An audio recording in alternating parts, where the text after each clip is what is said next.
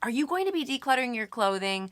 Before you begin, you need to watch this video. I have 10 mistakes that you do not want to make. Hi guys, today we are going to be talking about decluttering our clothing and some mistakes that you could be making. But don't worry, I have all of the fixes and I'm going to get you started so that you can declutter your clothing on the right foot. You can do it the right way the first time. It's going to be great. So let's get started. Okay, so the first mistake when it comes to decluttering, if you've decided that you want to declutter your clothing, is the mistake is to not be ruthless. You need to go in and be ruthless because otherwise you're going to end up just kind of wasting your time, spending a lot of time looking at your clothing and not really getting anywhere. For me personally, I have to be in the decluttering mood. Sometimes I don't really want to declutter and I don't feel like it, and I make it a point to actually not declutter at those moments. But then when I am in the mood, and I'll just go into my closet and I'll start getting rid of things, and it's just so much easier when I feel like I want to get rid of things. Sometimes to get myself in the mood for decluttering, I will actually go into my closet, I will look at my clothing, and I will start to try and picture what it could look like if I was able to see the back of my closet or find the things that I want to wear. Or I'll even think about what I'm going to do with the stuff that I'm getting rid of. You know, I'm probably going to be donating it, and I'll try to think about, yeah, this skirt is nice, but I never wear it. And I try to think of like someone else finding that skirt and loving it and making them happy. And I just sort of focus on that, and that really helps. Second decluttering mistake you could be making is not setting ground rules. I think that setting ground rules really helps you to just stay on track and get it done. It also takes the emotion out of it. So here are my ground rules when I'm decluttering my clothing. First, I ask myself, is it stained or worn? Then I ask myself, have I worn this in the last 2 years? If the answer is no, easy choice. And sometimes you may, and I have clothing that like I love to wear, but it may have seen better days, and sometimes I don't even realize it. You know, you really have to take a critical eye and look at your clothing and decide, like, is this still in good enough condition that I can wear it regularly and feel good about it? Also try to assign my clothing a score out of 1 to 100, and if something isn't a 90, that's another way I can decide to get rid of it. If you're looking at something and you're completely unsure, one of the things I love to do is I'll just put it on right then and there. Obviously, if it's like a dress or an evening gown or something, you know, maybe I won't do this trick, but if it's like a t-shirt or a sweatshirt or a sweater, you know, I'll just put it on, I'll wear it for the day, and then at the end of the day, I'll say to myself, did I like wearing that? Did I feel good wearing that? And that'll kind of help me decide if I want to keep it or not. But also ask yourself, do you feel good in the piece of clothing? Would you buy it again if you saw it in the store today? Would you pay full price for it? Kind of asking yourself these questions really helps you to decide if you really truly want to keep something. Okay, so this portion of the video is sponsored by Analuisa. They're a jewelry company. So if you are in the market for comfortable, durable, yet really nice looking jewelry, I definitely recommend them. I'm going to just show you the pieces that I got from them. The reason why I like them so much, and I think that you guys might too, is that their jewelry is very classic and simple. I think it's just like pieces that you could wear any day. You know, you could wear it all day. You can sleep in it. You can cook in it. You can clean in it. The cool thing about Ana Luisa is they're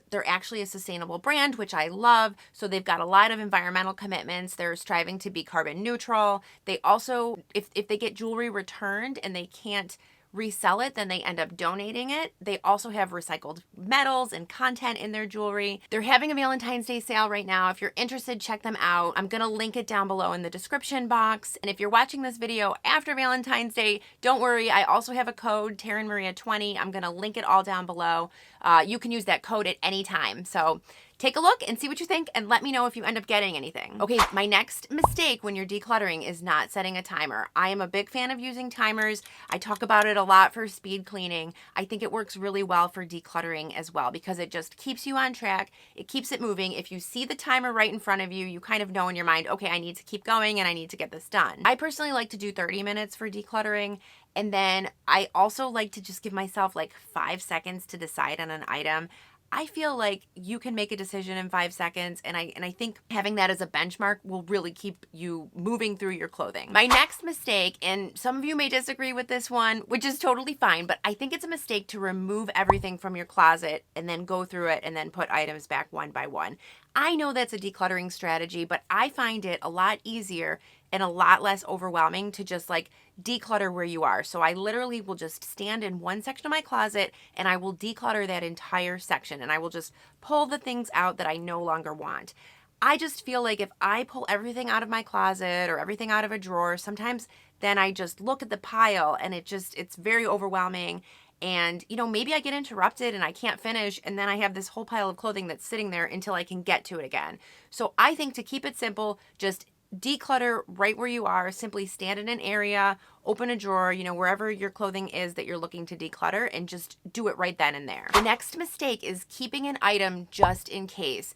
Just in case this comes back in style, just in case my tastes change and I might like it, or just in case I lose 10 pounds. I think don't keep anything just in case. Honestly, if something comes back in style or you liking something else or losing weight, you can just rebuy the item if you really need it, or an item that's similar.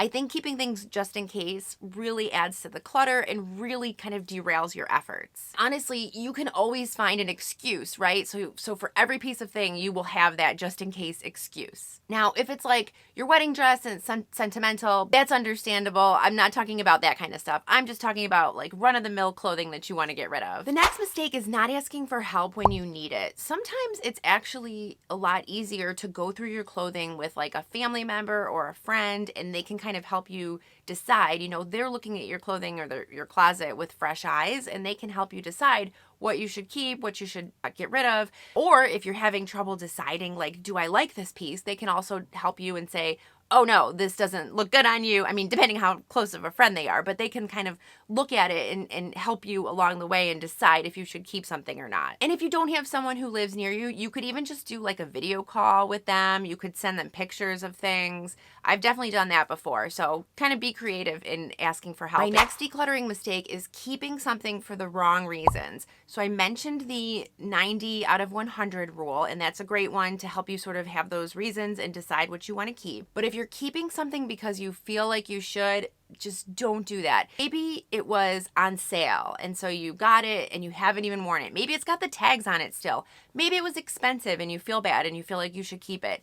You should not keep it. You've already spent the money. You've already bought it. At this point now, you'll feel worse if it's just taking up space in your closet. Honestly, whatever the reason is, just let go of the guilt and get rid of it. The next mistake is not having like a small maybe box. I talked about being ruthless. However, there are certain things where you really aren't sure of. And for that, I think you need to have a maybe box. Put it in that maybe box and then go back to it after a month and decide what are your new decisions on these items. Did you even think about them when they were in the maybe box? That will be very telling. I think the maybe box also helps you stay within that 5-second rule. So if you know that you've got the yes pile and the no pile and then the maybe box, if you truly can't make a decision on an item, at least, you could put some of the items into the maybe box, and then that will help you keep it moving and keep the decluttering process going. And you don't even have to do a maybe box. You could just have a pile, and then when you're done decluttering, then you kind of go through that pile a little more slowly. The next mistake is letting the donations sit in your home. I am super guilty of this. Sometimes we just have these bags ready to go and they're sitting at our front door for like several days or even a week.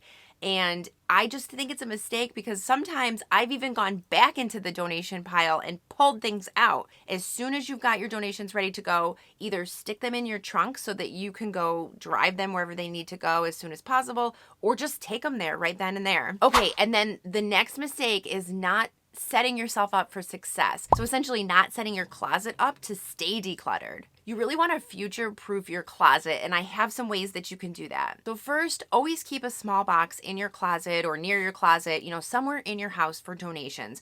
Decluttering, unfortunately, is an ongoing process. Things always make their way into our home, so we just want to keep decluttering regularly. So have a donations box that you can get rid of things just anytime that you're decluttering. If you're decluttering a couple minutes a day, go for it. The next thing you can do is the hanger trick. Go ahead and put your item after you've worn it, put it back on the hanger and hang it up in your closet backwards. So just flip that hanger around, and then at the end of a year, you will see what hangers are backwards and what hangers are not. And that will give you a really good idea, and you will see exactly what pieces of clothing you're wearing in your closet and which ones you're not wearing, and that will really help you to understand what you truly need to keep and what you don't. The other thing is to be mindful of new purchases. So I recently just did a closet declutter video, and I am not buying any more clothing. I got rid of so much clothing, and the last thing I want to do is do all of that work and then reclutter up my closet.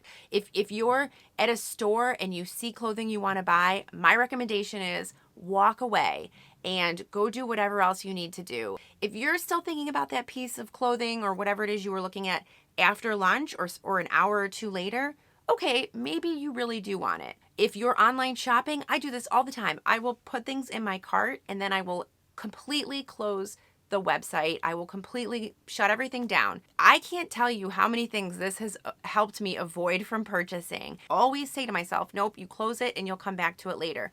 Sometimes I'll remember that I had been shopping in that store like a month later. So obviously I didn't actually want or need those items. So just a couple things that you could try if you want to limit what you're purchasing and trying to be a little bit more mindful of what you're bringing into your home. And if you do purchase things and you do bring items home, it's also really good to do like a 1 in, 1 out policy. So if you are buying a new pair of sandals, just get rid of one pair of shoes that you already have, or make sure that you've got a pair of shoes that needs to be retired, and then you can go and buy a replacement pair. I think a 1 in, 1 out rule is a really handy thing to do, and it really helps stay on top of the clutter. Let me know in the comments below if you have any decluttering tips. I am constantly looking for decluttering tips and ideas that I can implement. And also don't forget about the Analuisa sale, and check that link down in the description and see if anything catches your eye.